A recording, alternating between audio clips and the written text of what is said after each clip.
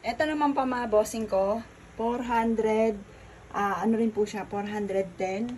Maganda rin po siya mga bossing ko. Siguro maganda talaga to kung sanay ka na magsuot ng maiksi talaga mga bossing. Yan.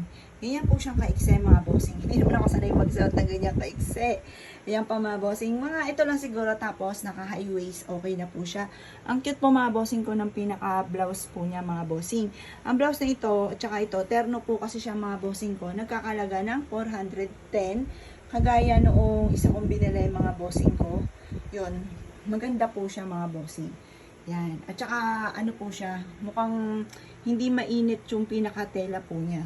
Kaya lamang para siguro gusutin po ito mga bossing. Kasi sa amin mga bossing ko, yung uniform lang ng anak ko, ang pinaplansya namin. Tapos the rest, pinapagpagpagpag lang mga bossing. Hindi na kami naman plansya mga bossing. Ganyan-ganyan lang.